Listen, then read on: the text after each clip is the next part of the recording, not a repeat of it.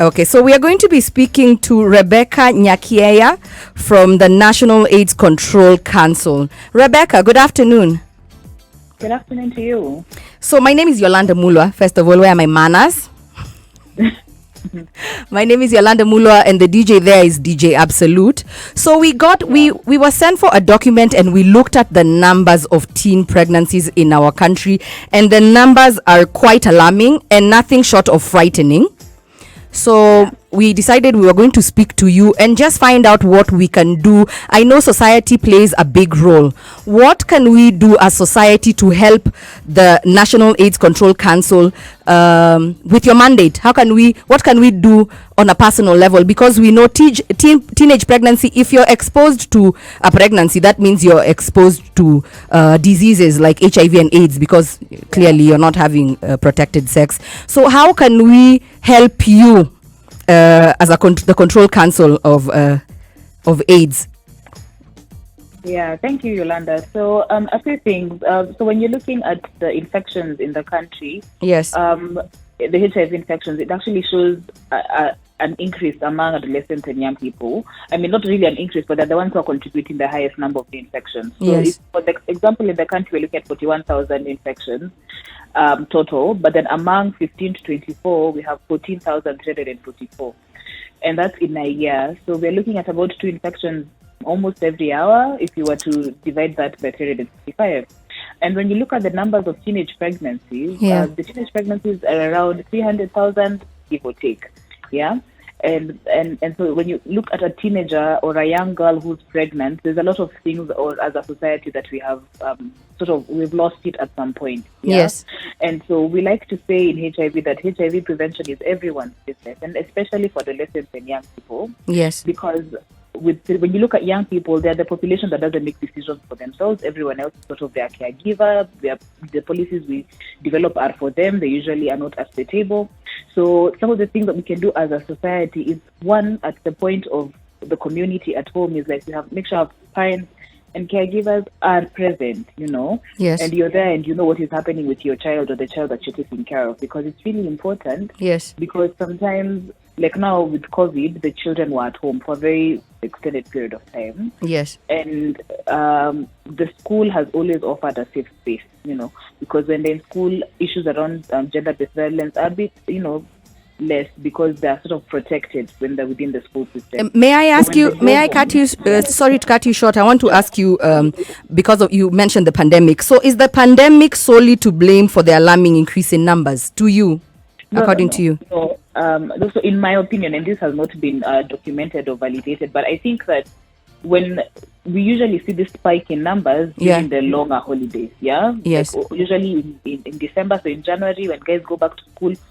August when guys start sitting for KCSE, because they are idle. Yes, so obviously now an extended period of time like COVID, when they were just at home for very long periods, you can actually say that it might actually lead to increased teenage pregnancies. But that's not, there's no research that has been done to confirm that. And also, we can't solely blame it on COVID-19, because COVID-19 is not making girls pregnant. It is people, it is people. So it is something that has been happening over time. And I think what COVID-19 has done with a lot of other issues is just exacerbate them. Yes. And made them more public to everyone. So I think that's the only difference. These issues for teenage pregnancies have always been there. We've had early marriages in this country.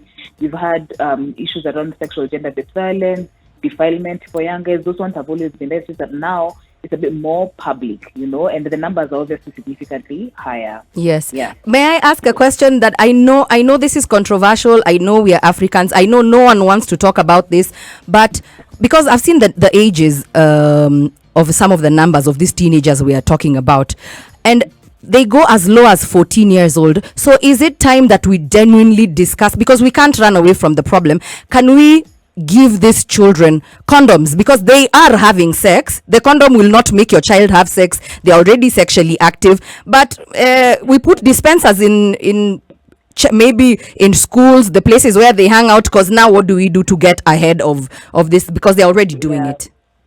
So I think as a society, like you said, this is a very controversial topic. And, yes. We usually shy away from discussions around sex and sexuality for children. And, because of the constitution as it is and the policies we develop, a child is anyone under the age of 18. Yes. So they should really not be having any sex. At all. Yes. Yes. And for like the teenage pregnancies, those are crimes. And so for each of these 300,000 teenage girls who are pregnant, they're supposed to be men who are supposed to be behind bars somewhere. But what if it's a teenager? Maybe it's the girl is 14 years old and the boy is 15. No one is going to. So, it's the statutory clause does not apply to that one. They are both. It doesn't apply to that. Yes. And I agree. But the way the law is set up, it doesn't favor the boys either way. It doesn't. It's just that now these children at this point. The mandate or the role of the community and the teachers and people who are around these children is to educate them and give them information, because some of them don't have that. Basic information sometimes is lacking. And then you can imagine no one is talking to them about sex in schools, no one is talking about sex at home, and we expect them to make proper decisions. That is true. So obviously our communication needs to be better and more effective to make sure that we are reaching these young girls. And these young girls also abstaining. And so it's important to also share that information, because young guys are also abstaining. Yes. And I think maybe we need to make sure our communication actually shows young people why they should wait till they're 18, as compared to don't have sex without any That's true. When you tell someone don't have sex, even any child, don't touch that, they will touch. Yes, yes. They are very, when you're a teenager, they are very defiant. Yes. Yes. And a lot of the young guys that we speak to usually tell us, like, give us the information. Just because you're giving us the information doesn't mean that we're going to go out there and have sex. It just allows us to make the right decision. Yeah. Yes. And then also, some of these challenges we're having around economic empowerment and issues around resources. Because you see, for a 15-year-old girl, if they don't have anything to generate income, and they're supposed to be taking care of their siblings or even their families as well. Yeah. And you have a man who wants to sleep with them without protection, and you offer them 15,000 shillings. They're more likely to take the 15,000 shillings and sleep with you without any protection. And when they do that, it's more than just pregnancy. We have STIs which are increasing. We also have the HIV infections that are there. And the conversation now we're having with young guys is that as a country, we can't sustain the burden, the HIV burden as it is. That's true. So the taxes that we are crying about now, that's what is taking care of making sure that we have ART or the treatment in the country. So the more young people we get into this panel of persons living with HIV, the country will not be able to sustain that moving forward. As an expert, Rebecca, sorry to cut you short again. I have so many questions. I've been dying to talk to you. So according to you, and nobody should come and shoot you and I, what's the safe age to start talking to our children about sex? The age, if they're having sex at 14, and then because my mom never told me about sex, she just left that job to the teacher. She just told me, if you play with boys, they will destroy your life, you will be pregnant and you will die. I was like, what? So how early should we start this conversation as parents? So I'll answer this in two ways. Yeah. One is that, so the politically correct response here is that your children, we need to, as parents, we need to stop leaving the responsibility of taking care of our children to the school. Yeah. True. Yes. As the government, we're making sure there's curriculum reforms in the schools that are allowing for age-appropriate sexuality, like comprehensive age-appropriate education. Yes. So at every stage as they're growing up, from these are my private part conversations, like we're having those conversations being put into the curriculum while they're in school.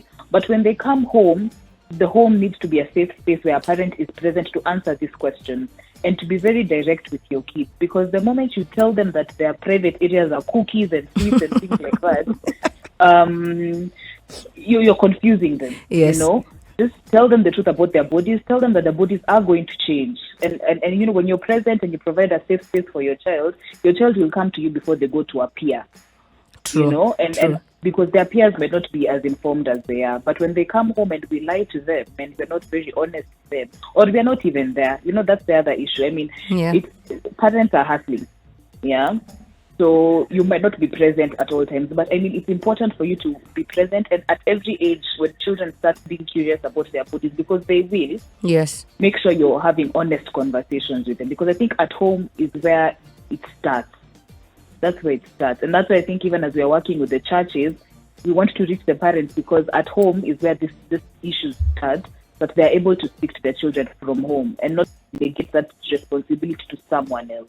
Yes. Rebecca, what do you think changed? Because I'll speak for myself. Growing up, the holidays, you are always dumped in shags.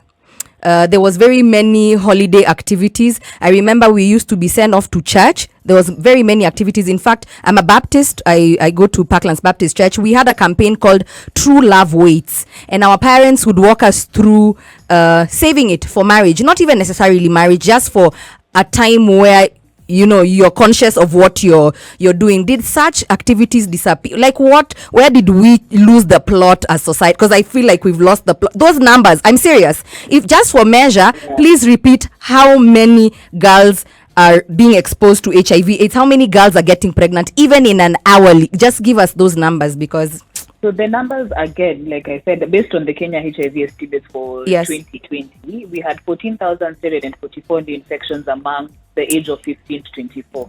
That's essentially 2 young people every hour, because we're looking at 40 infections a day. And by the time someone is where you have a number as a HIV infection, it means that someone was exposed to unprotected sex, which means you could have gotten a pregnancy at that point. And also, girls are more vulnerable than boys are. Yeah. Yes. So, I mean, as a society, I think either maybe it's modernization, there's modernization that's come in, or our communication is no longer relevant to this population of young guys. Yeah. I mean, I don't think the risk perception among young guys is significantly low. There's a very carefree, I mean, what will happen to me anyway? Yeah. Type, vibe. And so I think it's important that we start speaking to young guys from a point that actually matters to them. Because we've had meetings with young guys where we approach them with HIV, and almost half the time they're not paying attention.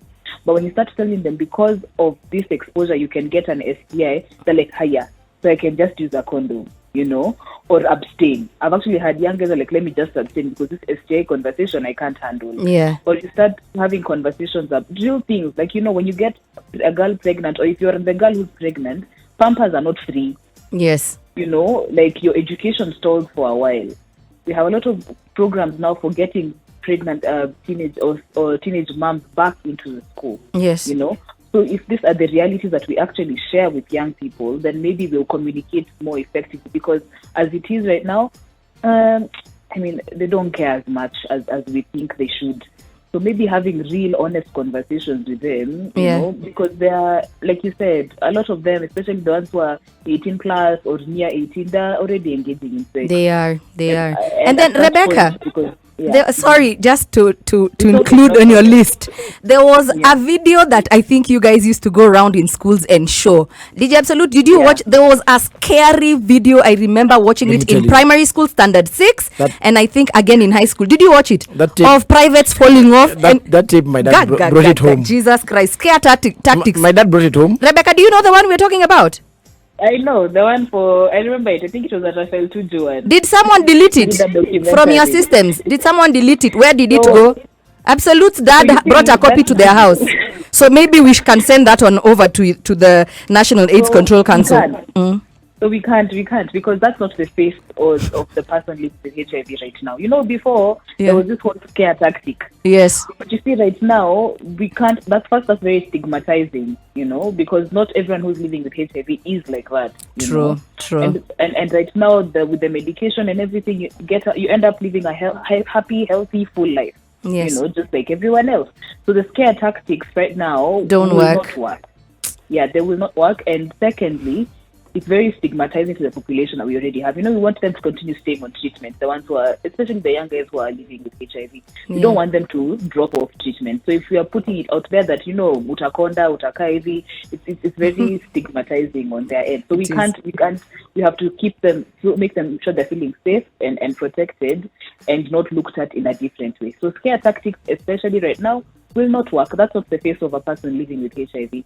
So I usually, especially when we're speaking to young guys, what we usually do is make sure we have a young person who's living with HIV who can share their story, because now it's not about looking skinny and being sickly all the time. Yeah. They are not like that. But sharing the truths about being on treatment and the experience of taking pills at a certain time every day. Yes. and pills that have side effects as well, I think when they share their stories, it's very powerful to see that other young guys respond to this conversation, because it's important, because it's a different dynamic now. Now it's a different dynamic. The treatment is much better. You live healthy, full lives. So the conversation just has to change. And I think that's where we are at. The conversation has to change. Yeah. And parents have to be more involved. Thank you so much, Rebecca. You're doing a good job. You're fighting the good fight.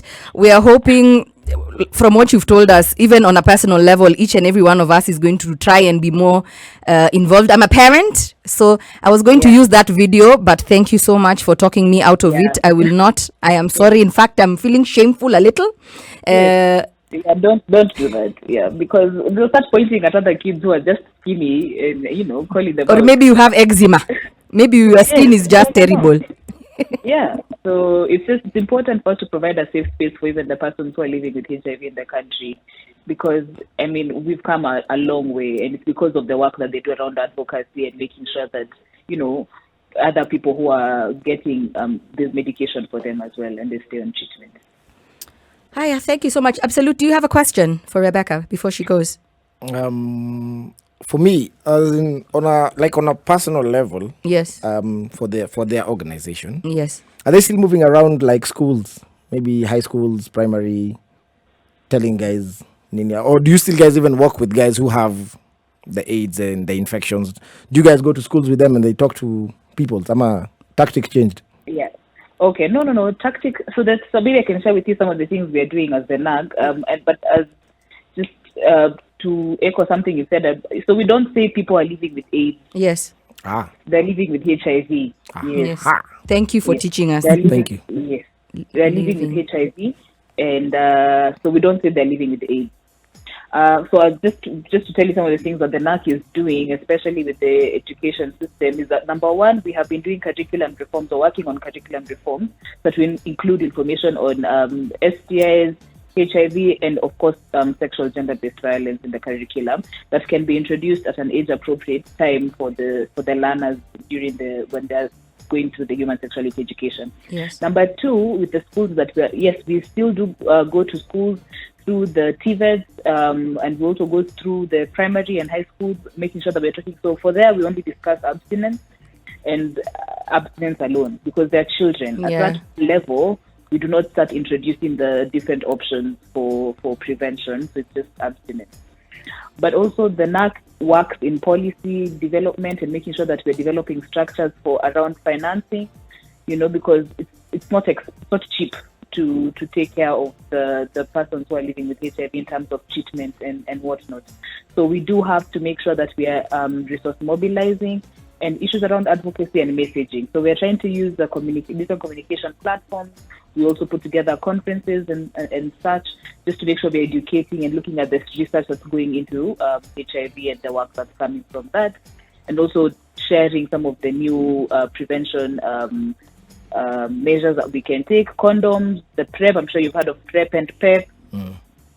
Yeah, so making sure that people know and are aware of such things. Yes, so some of the things. And also we are working with young people through peer-to-peer work, just to make sure that they're speaking to their fellow young guys, because sometimes, you can't get through to them unless they feel like they're speaking to someone who has a shared experience with That's them. true. Yeah, so we are working a lot with them, making sure we are giving them skills and resources to be able to be the center of the HIV response, because they are driving the numbers right now, and we need them, and we need the strength that they have in numbers, and they're brilliant and they're innovative to make sure that they're reaching their peers. Yeah. Rebecca Nyankieya, thank you so much, from the National AIDS Control Council. You can catch the interview on YouTube, I think. If you've missed anything, if you have any queries, if you have any questions, we'll send them to her. You can send them to us at SpiceFMKE. Rebecca, thank you so much for giving us time to have this very important discussion. Our lives genuinely depend on this. Those numbers are not a joke. Yeah. Thank you so much for having the conversation as well. Thank you. Have a lovely afternoon. You too. Okay, bye-bye. Bye.